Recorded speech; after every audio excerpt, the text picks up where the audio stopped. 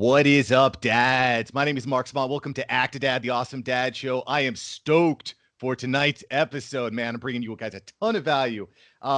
Tonight, I've got a really special guest. He has been on the MTV reality series for almost 20 years now, a mainstay on shows like The Road Rules and The Challenge. Tenacious competitor. He's won 3 separate challenges and been in the finals of several more. And also just so happens to be an awesome dad and now hosts a very popular podcast about all things reality MTV, which I got to be honest, is probably my guilty pleasure. I'm a little bit embarrassed to say, but it's good stuff. Hey, with all that being said, let me introduce you all to Mr. Derrick Kosinski. Yeah, hey guys, how's it going? Thanks for having me be a part of the Awesome Dads group. I think it's phenomenal that something like this exists. Just kind of the same way we started out the Challenge Mania podcast is like, man, nothing like this exists. There's no one out there that's like, been in these, competitive situations where you're being tested on an island in the middle of nowhere, being tested for your mental, emotional, physical strengths and weaknesses. And it's like this, this game of this real life game of chess, except you're dealing with real people, real emotions. And, the only difference is between us and the Game of Thrones is, people aren't really dying, so, and they're challenge championships. We would call them challenge championships. I know you got stuck there. Challenge championships for sure. And I got to say, like, to get from the beginning to the end just seems incredibly difficult because there's so many great competitors on this show from all those different aspects, right? And for you to not only have done it multiple times, but over a very large span of time is really impressive, Derrick. Yeah. So the podcast, sorry, I don't mean to keep coming back to that. I just wanted to correct you there.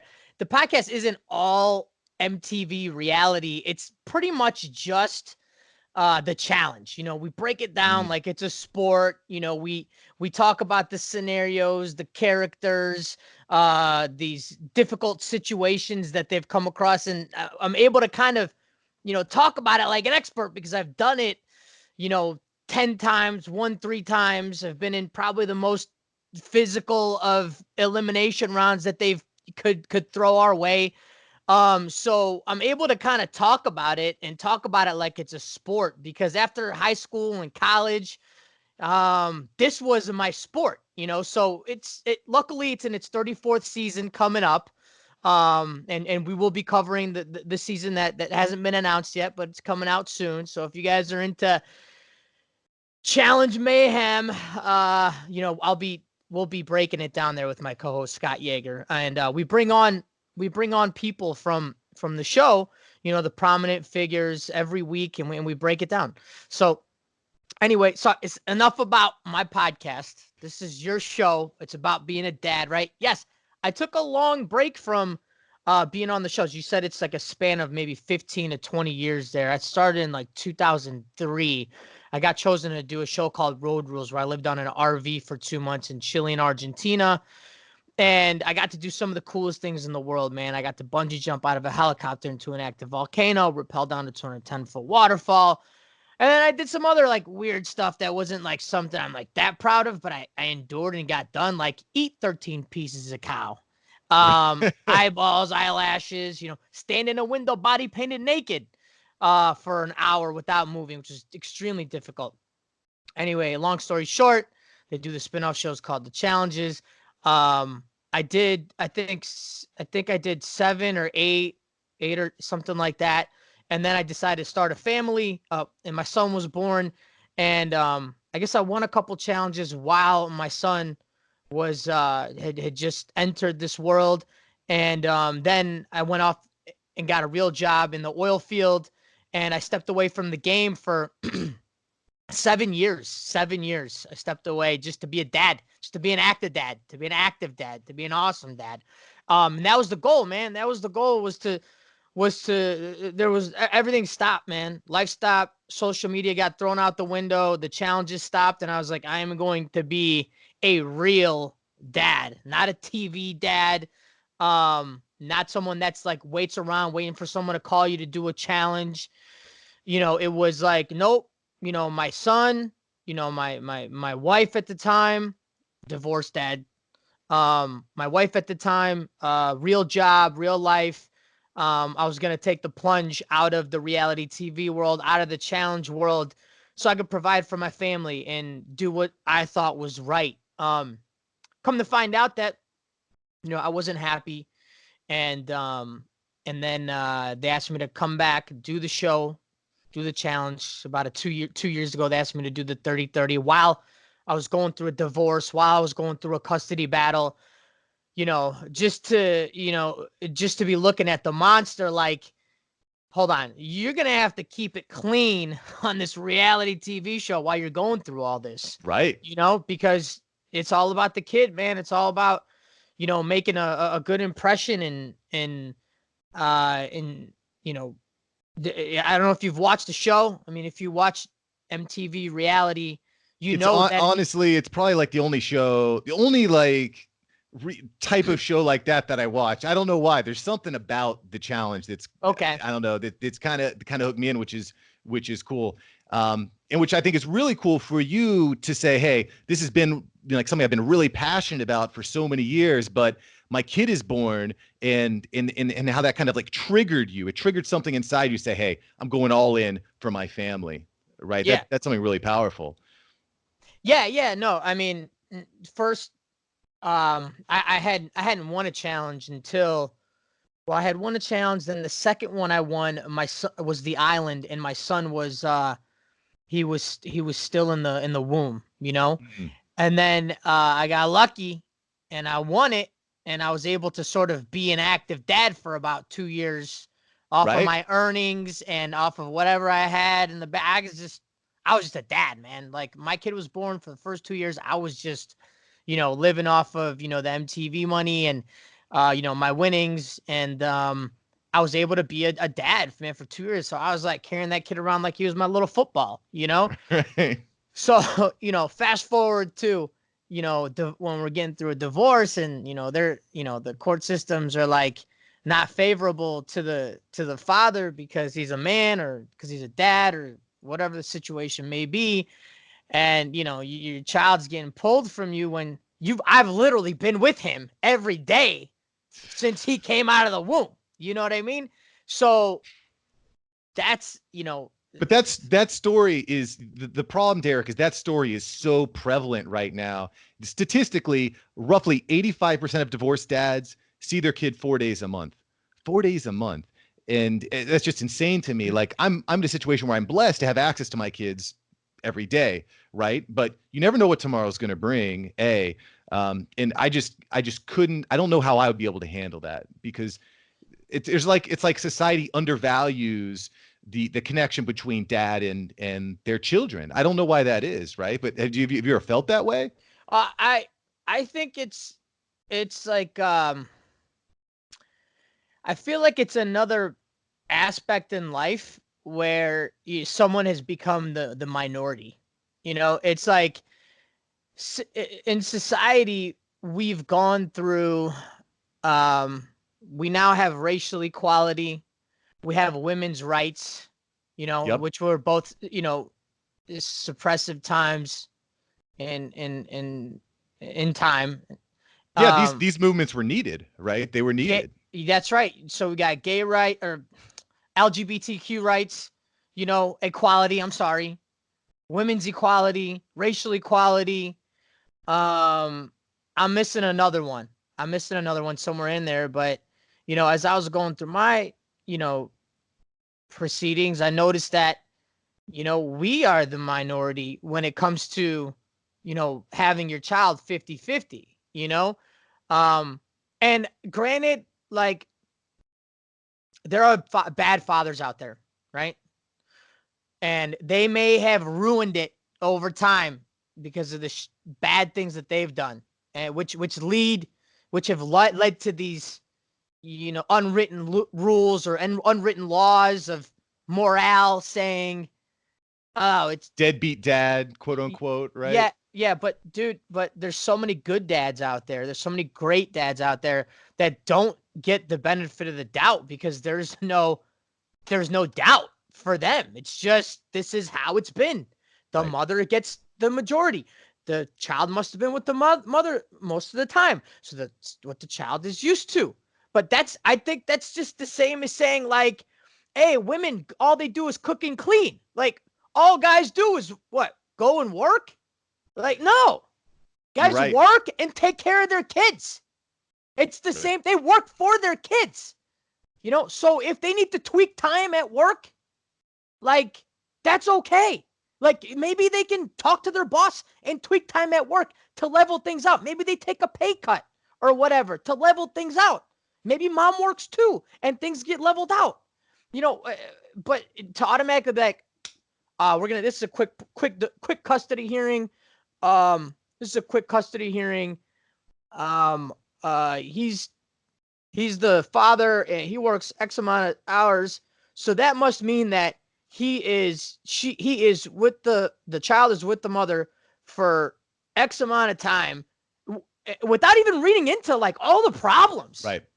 The amount of times I've heard stories from dads where their ex just makes stuff up, and it's like guilty until proven innocent on the part of the father, and they're like, all right, you're out, she's moving to another state, you can see your kid whenever. And it's a real problem. In what I look at when I talk to experts in this particular field is what's best for the kid is having mom and dad involved. When you take either of them out, you're stacking the deck against the child. You're not giving the child the best chance to succeed. I mean, statistically, kids with dads involved in their lives do a lot better. It's just you're not going to find an expert who says any differently. That's the bottom line. So why it keeps happening, Derrick, I'm not sure. It's a problem. I hope that, you know, wherever this podcast goes or whatever message you're sending, I hope that one of those messages is to have equality for men in the courtroom and equality for fathers in the courtroom when there's a custody battle. It is like, dude, 4 days a month. I've been with this kid for 8 years. Yeah. Every day, putting in, trying to teach him, coach him, be the best dad that I can, be his life coach, to teach him the positive qualities in life. And you're just gonna give me 4 days, and then a half a day on a Wednesday, if you're lucky. Come on, man. Sorry, this strikes a chord, if you know what I'm saying. Like, this is it does. It's a highly emotional topic, man. It's highly emotional because you're getting part of you is being ripped apart, and it's happening all the time. It really is, yeah. Derrick. It's really hard. And I mean, things get even more complicated when you try to co-parent, and you know, how do you actually have a common goal in mind? Like, how do you have a common goal when there's all this emotional, toxic friction going on between mom and dad? The kid gets stuck in the crossfire, right? It's really hard to navigate that as well. Yeah. I don't know. Yeah. It's a problem. But my goal with Act a Dad and the whole Awesome Dad movement is to empower, support, and celebrate every dad worldwide. And I very soon realized, as I was speaking to fathers, just like we're talking now, about how prevalent this problem is. So it's really refreshing to hear someone like you, who is in the public eye, who's gone through something like this. It's challenging. Yeah, well, I mean, I had to go back and fight for my 50%, and you know, by the grace of God, I was able to get that. And it wasn't fair from the beginning. It was literally by the grace of God. Like, I got lucky with the scenario and the situation that I went through, which was not easy. I say lucky, but I mean, you know, for me to go back and get my 50% was the most difficult, emotionally draining thing I've ever endured in my entire life, you know. And you've been on the challenge, which is pretty and you want to talk about emotionally draining. I mean, you want to talk about training for the challenge. Like, I was prepared for any bomb that came my way. It didn't matter. I was so used to dismantling bombs in my normal life that and preparing for another one explode in my face, unbeknownst, that it was like I was just numb, you know. I got second place. I didn't get first. I didn't win the $500,000, but it was just regardless, like the preparation you need for that house is, you don't know which direction, someone's going to try to, cut your throat. Sure. Sorry, I don't mean to talk like that on a probably a PG podcast, but yeah, I mean, like that's the reality situation. You drop all this testosterone and everything into this house, like they know what they're doing. They know that there's going to be fireworks, right? So do you feel like the experience that you got from being a father and the stresses and the challenges that brings on, do you think that prepared you for your second round of challenges several years later? Well, it was, protecting your child, it goes a lot, is something that's instilled in you, in mothers and fathers, right? Like the mama bear will probably, protect their child till, and I will too. But, how far are you willing to go amongst the, uh, amongst the, amongst the, what's the words I'm looking for? I can't quite get it. Emotional baggage or the drain, The obstacles, the barriers, the roadblocks, the money, right? Well, I'm just talking about real life. I'm just talking about Sure. real life. The roadblocks you will go through to protect your kid, right? Oh, yeah. Like the obstacles the hoops you will jump over to protect your child, and also to make them happy on the flip side, right? The hoops we'll jump through to like take care of our child, and to make sure they're doing well, or they're happy, or they're having fun to a fault almost, or you're like spoiling them, Right. know? It's like you can do it. It's a whole like force field of care. You know what I Yeah. mean? You're like, let me keep him in this force field, but I might just let him go to the end a little bit to see, if he can fall and get back up, which Right. could also mean like, can he put the dishes away? You know what I mean? It's Well, a lifelong. that's something that's actually really important. That's something that dads do that's really important. Is dads are much more likely to put their children in situations that are not dangerous per se, but force them to make difficult decisions that might end up in them getting hurt, right? We're not talking serious injury, but they might fall and scrape their knee. And by doing that, it allows kids to understand, hey, these are the boundaries I can go to. Because the reality is one day, Derrick, you're not going to be there. Yeah.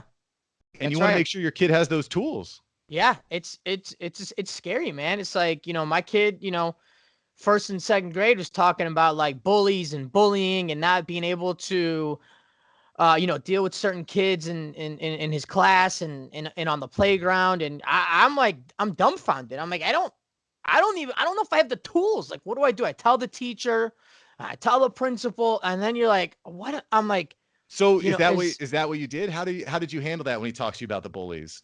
I'm curious. Gosh, I don't even want to go back there anymore. We're in the summertime. We're like in break time, right? Like it's summertime. Like we have this break for like another month. Don't take me there already. Give me a break, bro. Because I'm hoping that whatever, and then you question, you go, well, was it the divorce? Was it because his mom didn't have the proper dialogue? Was it because our communication skills, were trash and we couldn't figure it out? So now my kid's communication skills are trash and he can't figure it out. You're just like all this, you have all these, you're playing with all these mind games, and it's emotional for you too, because you're going to go above and beyond to help your kid, Right. So, the bullying thing, dude, it's like, I just want to put it out there that I think that all these doubts are normal. Like, I think if you're not getting doubts like that, you're probably not doing the right thing, right? Because that's what makes fatherhood so difficult is you make decisions every day and you don't really know what your ROI is for 5, 10, 15, 20 years.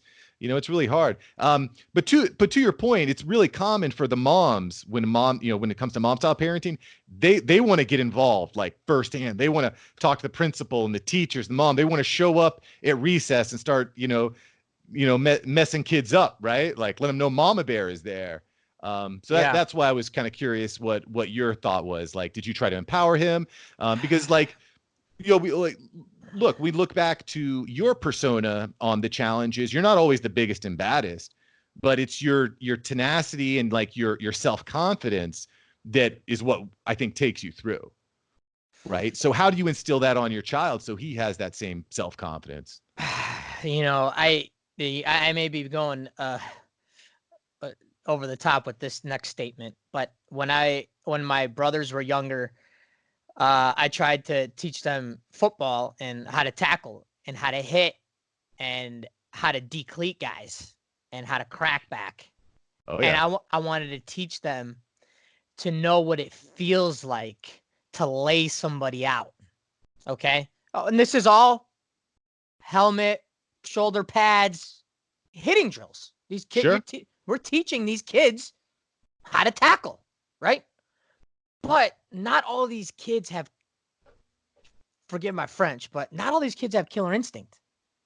In order to play a violent game like tackle football, okay, you have to have something inside you that says, I want to hit this person, or I can take a hit and not cry and not be miserable and quit.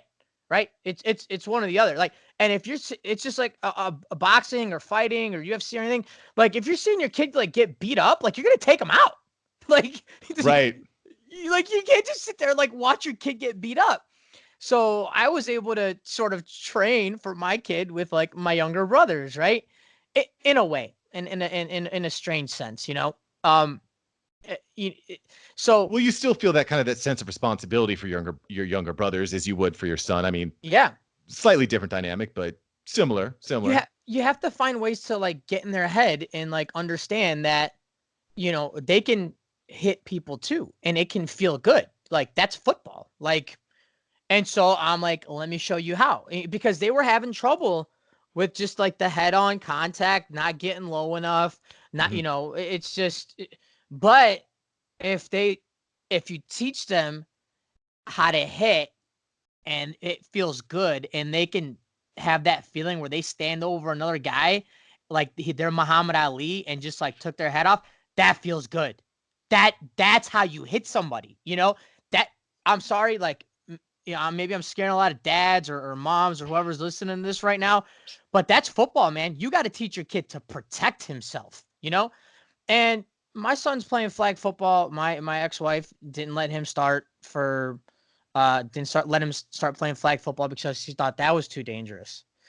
And to be honest with you, he's behind now.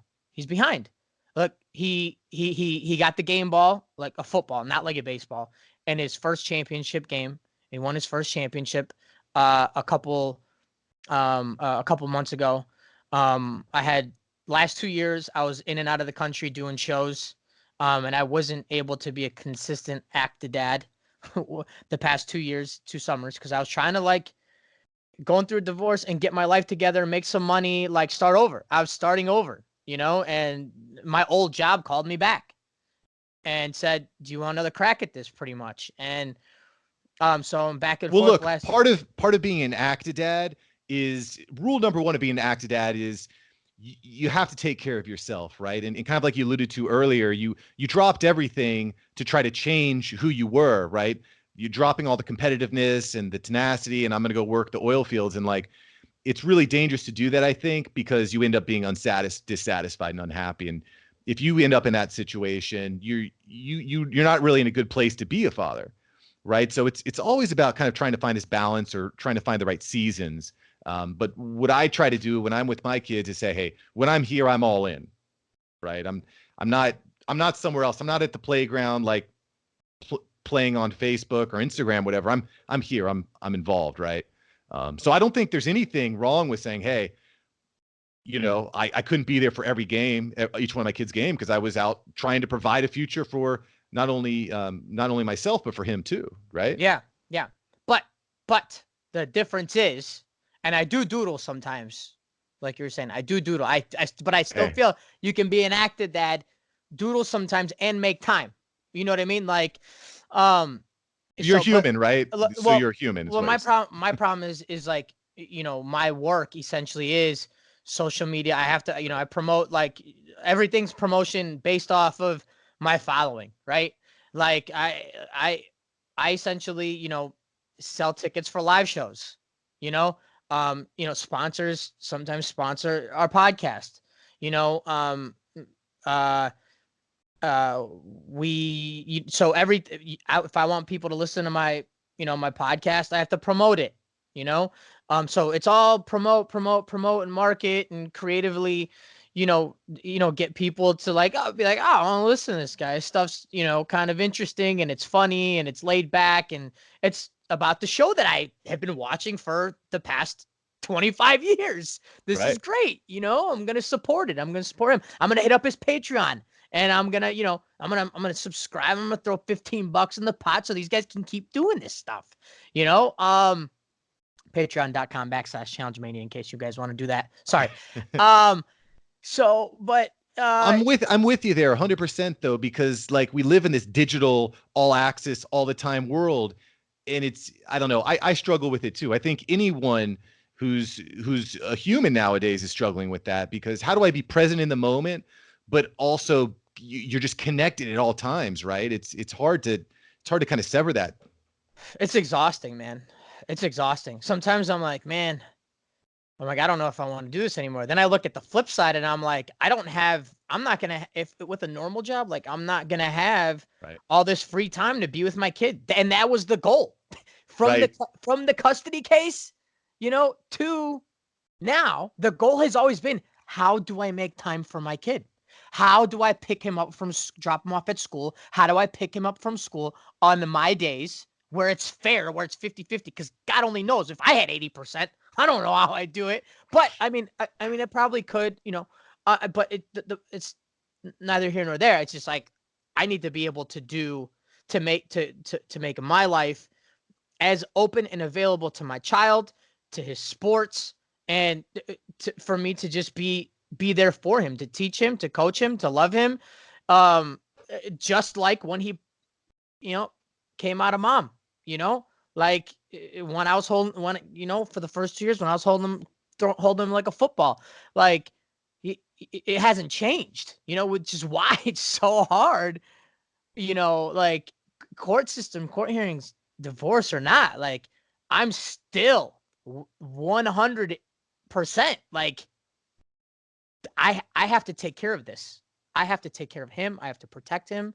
I have to try to teach him and show him, all the positive qualities and bad qualities. I'm not perfect, man. I make mistakes. I do a lot of stupid things, and it's like we kind of learn from each other. He's, so it's like, Well, look, man, like that's the other challenge I think that we have living in today's society is it's so easy to go on Instagram or on Facebook or on TV or whatever, and you see this little snapshot of someone's life, and you're like, oh, so their life is basically perfect, and they never make a mistake, and they're always on, and they never have a problem. But the reality is that's not reality. There's a lot of stuff that goes on behind the scenes, like you said, Derrick, nobody's perfect, man. Everyone makes mistakes. There's definitely days where I wake up and I'm like, oh, do I really have to wake up at 7 a.m. and, make breakfast for my kid? I'd rather just sleep in, right?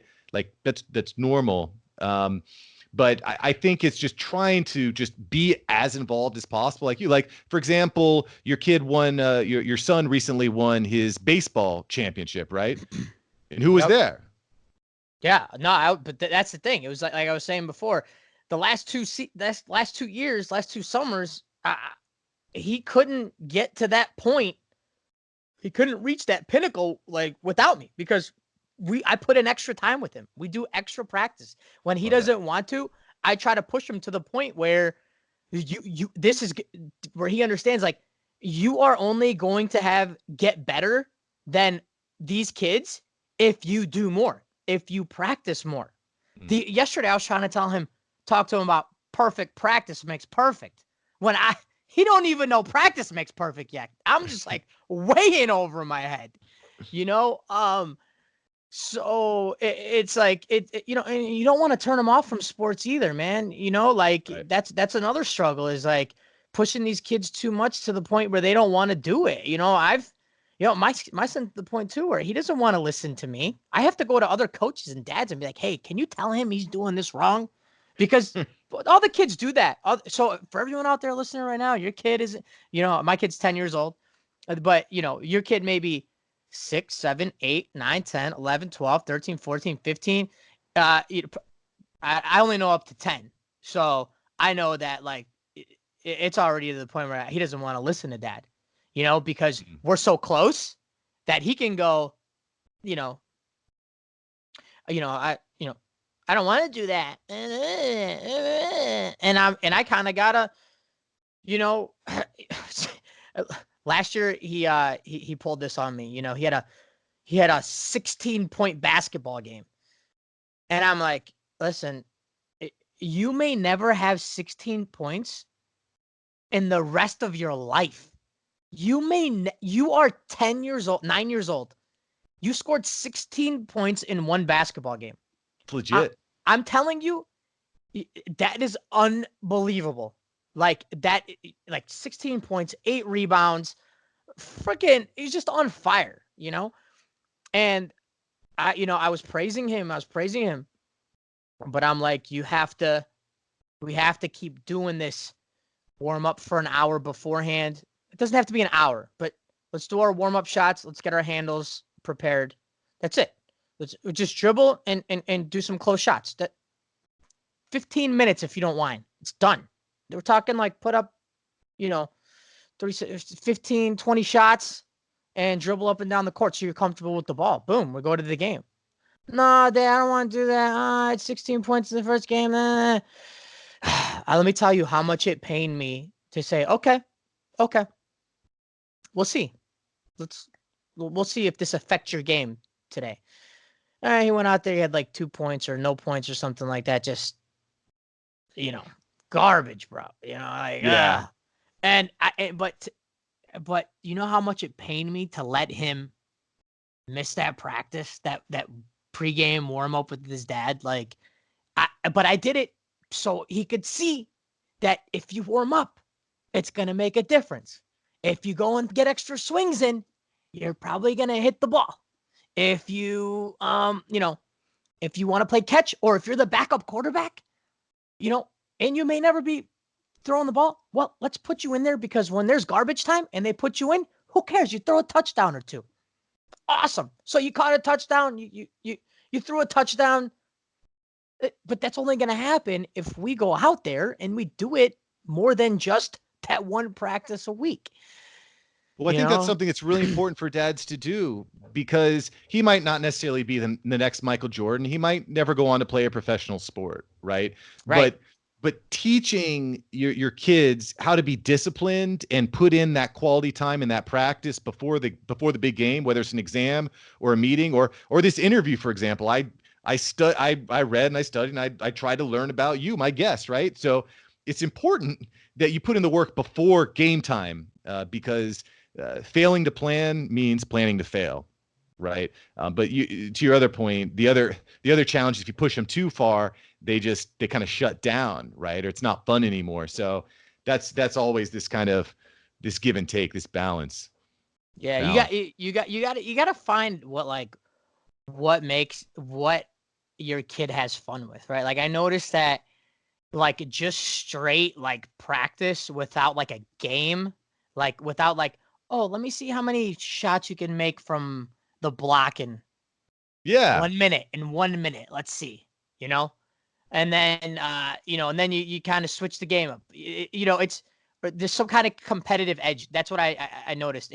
If there is some kind of like fun competitive, he's more susceptible to be like, oh yeah, let's do that. That sounds cool. Right. I had him trying to hit the other day, and he hates hitting with me because I'm always trying to correct him. So now I'm finally gonna get one of my buddies to get his mechanics down, right? Because I don't I don't really want to pay for like lessons. Like I don't want to pay for them because they're expensive. And like I just, let me see my buddy could do it first, Yeah, hey, Um, nothing wrong with that. so he's a he played for the Mariners, and I'm gonna see if he can just tweak a couple things, because again, first of all, my kid doesn't want to listen to me. Second of all, he just wants to hit, Third of all, he just wants to hit and have fun. And so I had to come up with this, like, what did I do? I was like, all right. I was like, because I'm out there pitching to him, like it's just me and him. And I'm like, all right, all right, all right. I'm like, I'm gonna give you, you're gonna do this at bat. You're gonna be the Cubs, and then you're gonna play the White Sox.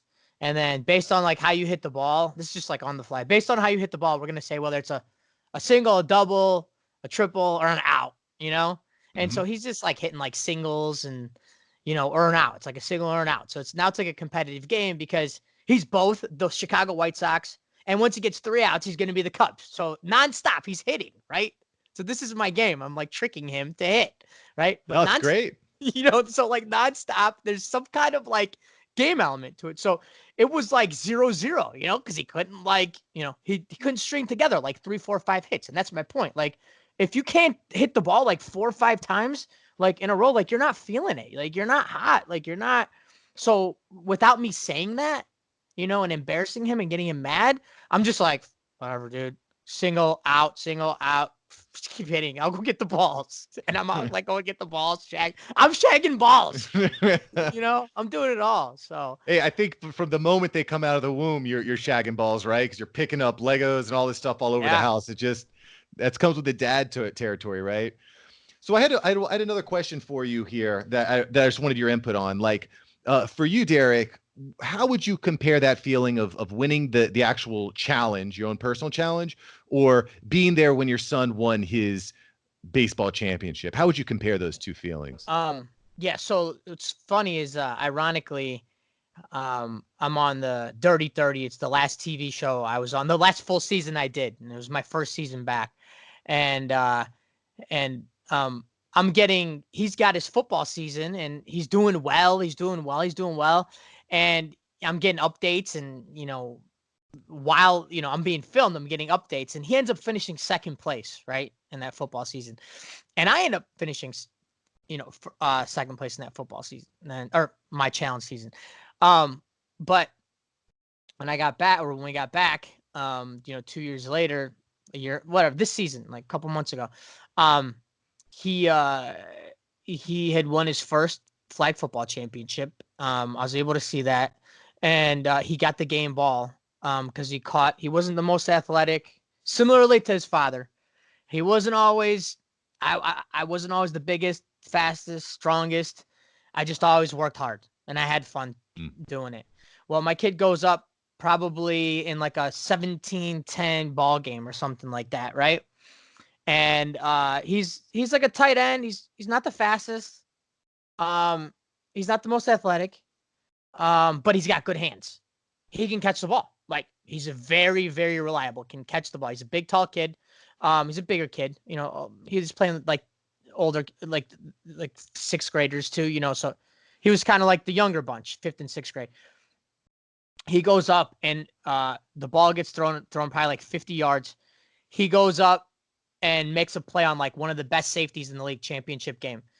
It just barely missed, catches it, runs, gets caught at the 1 yard line, right? So he doesn't actually get the touchdown, but makes this amazing play in the second half where it actually turned, it was like it's what turned the game, turned the game for us. It was like that momentum changer that propelled us to end up being like a blowout victory. But that was like big play, because if the guy intercepted it and took it back down, it's like a tie game, you know?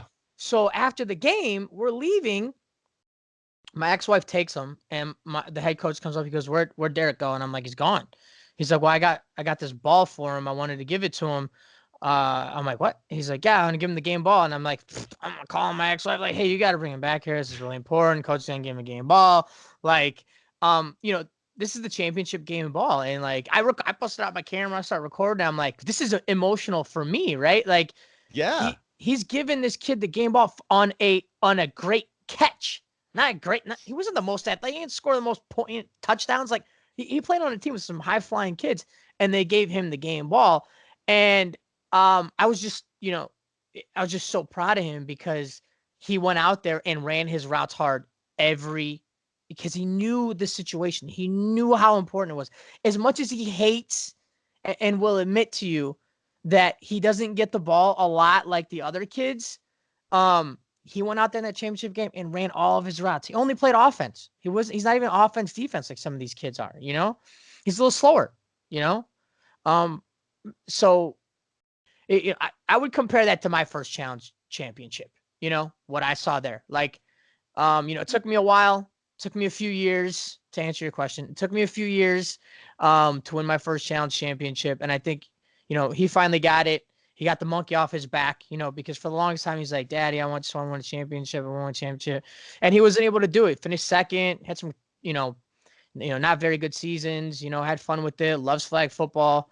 But this one was kind of like his first, it was his baby. And I'm just glad that, we got to experience it together. And, he kind of learned like every play makes a difference and every player plays a role on these teams. Yes. Like like you were on a team with a lot of really good kids. You were like, sixth man, and it took you to make the play of the game to win the championship. That's how important every player is and how important it is for them to know that they're playing a role, to play your role. It's awesome, dude. That's a special moment. And man, championships are not guaranteed. People can go their whole lives without ever winning the big game or making the big catch. So that's a really special moment. It's hard too in a game like football where you're not getting the ball all the time, but when you get it and you make it count, and when you put in the work before the game, get in the game and make it count, man, that's what makes it satisfying, really satisfying. So I have one more question for you here before I let you go. Derrick, I have found that, and I don't want to go too far down this rabbit hole, but Derrick, I have found that society as a general has there's this kind of vibe that when you become a dad, your best times are over, your life is over, the fun stuff, you're washed up, you've got a fanny pack, you got New Balance shoes, like the good times are over. Now you're a dad, and like we were talking about before, you're going to work, you're providing, the fun times are over. How do you feel when you hear that type of statement, right? How do you feel like becoming a father means that your best days are over or better days are beginning? What are your thoughts? I think it's a balance, man. I think that you have to find a way to balance, work, family life, and enjoying your life. You have to balance all that out, I mean, I'm almost enjoying my life to a fault because, where a lot of probably people listening on here, a lot of the dads on here, they're like working to get to that retirement and then chill, I'm like working to enjoy myself, like I'm working to enjoy myself with my son. I'm like, should we spend $20 on Pirates tickets next week when I probably shouldn't be spending money because Challenge Mania Live tickets ain't going so hot this month? Yeah, we should probably go to the Pirates game. You know what I mean? I'm like, because I don't know, man. You only live once, really, is how they say it, and you got to make the best of. I'm a big believer in God, man. I think he's, I'm a positive influence from that regard, and I think he's gonna take care of me as long as I keep trying to do the right thing. Even though I'm not always, the best at doing the right thing, I think I don't think you'll forget me in the end. And right now, I'm enjoying the time I can spend with my son, but at the same time, like you have to make time for yourself. Like it can't. I mean, I say it all the time. Like I don't know how you people do it 2, 3, 4, and 5 kids. I can barely do it with one, and but that's because I put a lot of time in with him, and I don't know. But I do feel like, I need my time too. I feel like I need adult time too. in some way, shape, or form. Like it just, or else it's not balanced, man. Life is not balanced when it's all kids, when it's all work, you know, Yeah. Yeah. it's just not balanced. So you have to find that balance. I've had some awesome times with my kid, and I'm going to continue to, and I'm going to kind of like excited to see, to watch life, through his eyes too. I want to see the enjoyment on his face. I want him to enjoy life, man, and I'm gonna keep giving that to him. And whether that's sports victories or just like sitting here laughing on the couch and watching a stupid Cubs game for 9 innings and being lazy as hell. We were so lazy yesterday, but I was like, we need to get up, and you're gonna go hit some baseballs. No, I don't want to. No, I don't want to. Go. Let's throw the frisbee around. Then we got this big saucer. And he's like, he goes, no, I don't want to go to the park because he knows I'm gonna make him hit. I don't want to go to the park. All right, go. Let's go to this field. What's he end up doing? He ends up throwing this freaking frisbee on top of the priest's roof. That's told us that we can't play in the field because we took flag football practice over there. He's like, I'm gonna call the police on you guys. Well, we didn't go there with the squad this time. It's just me and him throwing a frisbee, and my son ends up throwing the freaking frisbee on his roof, and I'm just like, oh. But even things like that, it's like, a couple years from, I'm gonna be like, do you remember when you threw that frisbee on the priest that told us he was gonna call the police on our flag football team's roof? Remember that? That's And what it's about, man. Making memories, brother. Making memories and being present, man. I love that. I love that. yeah, Just having fun, man. Having fun. It doesn't always have to be so serious. That's a great story. yeah. That's awesome. Well, Derrick, thanks again so much for being on the show, man. I really appreciate you taking a few minutes out of your busy day.